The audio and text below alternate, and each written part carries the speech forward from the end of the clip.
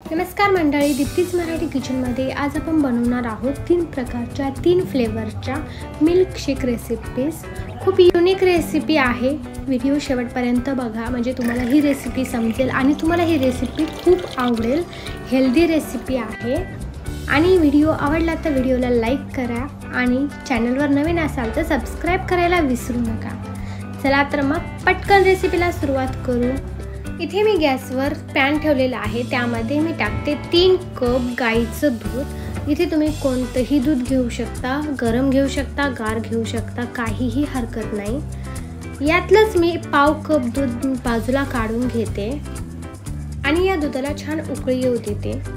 इथे मी जे पाव कप दूध काढलेलं होतं त्यामध्ये टाकते 1 चमचा मिल्क पावडर आणि 1 चमचा कस्टर्ड पावडर। हे टाकल्याने खूप छान चव तर येतेच आणि दुधाला थोडासा थिकनेसपणा येतो, त्यासाठी मी हे टाकलेलं आहे।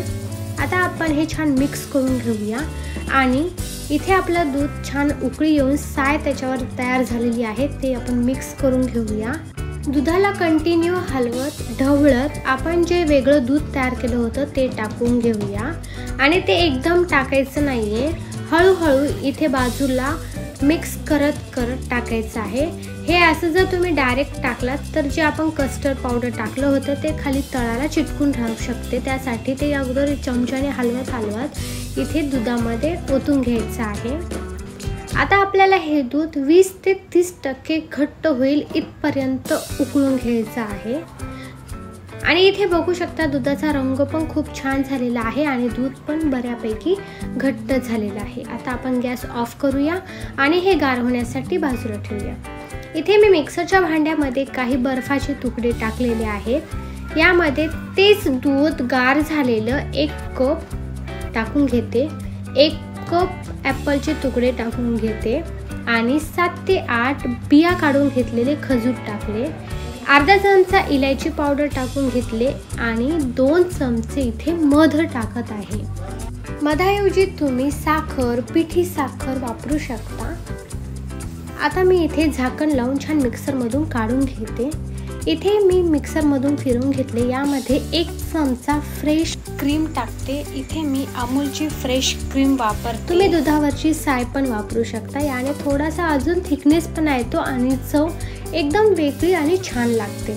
आता मी हे असंच चमच्याच्या साहाय्याने मिक्स करून घेतलेलं आहे। आता आपण हे ग्लासमध्ये ओतून घेऊया। ग्लासमध्ये ऑलरेडी मी बर्फाचे तुकडे टाकलेले होते आणि इथे आपलं ॲपल मिल्कशेक तयार आहे। यावर मी थोडेसे ॲपलचे तुकडेच टाकून घेऊन गार्निशिंग करून घेत आहे। आता आपण दुसऱ्या नंबरचं म्हणजे पीनट फ्लेवरचं मिल्कशेक करूया। त्यासाठी मी मिक्सरमध्ये बर्फाचे काही तुकडे टाकलेले आहेत, 7 ते 8 बिया काढलेले खजूर, 1 चमचा मी इथे पीनट टाकून घेते। भाजलेले टाका किंवा न भाजलेले शेंगदाणेही तुम्ही इथे वापरू शकता, काही हरकत नाही। यामध्ये 1 चमचा पीनट बटर टाकून घेते आणि पाऊण कप मी इथे दूध टाकलेलं आहे। त्यात टाकूया 2 चमचे मध आणि झाकण लावून छान मिक्सरमध्ये आपण हे फिरवून घेऊया। इथे मी मिक्सरमधून काढून घेतले, त्यामध्ये 1 चमचा फ्रेश क्रीम टाकलेली आहे। मिक्सरच्याच भांड्यात हे ढवळून घेते आणि हे मी ग्लासमध्ये ओतून घेते आणि इथे आपलं पीनट फ्लेवरचं मिल्कशेक तयार आहे। खूप भारी टेस्ट येते या मिल्कशेकची। या मिल्कशेकवर मी ड्रायफ्रूट्स टाकून याचं गार्निशिंग करून घेते आणि आता आपण तिसऱ्या फ्लेवरचं मिल्कशेक करूया। इथे मी मिक्सरच्या भांड्यात काही बर्फाचे तुकडे टाकून घेतलेले आहेत, त्यात मी 1 कप आंब्याचे तुकडे टाकून घेते आणि यामध्ये पाऊण कप मी दूध ओतून घेते। आता यात टाकूया पाव चमचा इलायची पावडर आणि 2 चमचे मध आणि आपण हे छान मिक्सरमध्ये फिरवून घेऊया। इथे मी छान मिक्सरमध्ये फिरवून घेतले आणि मी हे मिल्कशेक ग्लासमध्ये ओतून घेतलेलं आहे। यावर आंब्याचे छोट्या छोट्या तुकड्याचं मी गार्निशिंग करून घेते। आता इथे आपले 3ही फ्लेवरच्या मिल्कशेक तयार आहेत।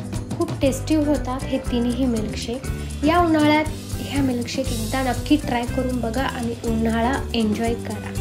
मी बनवलेल्या रेसिपीज तुम्हाला आवडत असतील तर व्हिडिओला लाईक करा आणि सबस्क्राईब करा, म्हणजे अशाच नवीन नवीन रेसिपीज पाहायला मिळतील.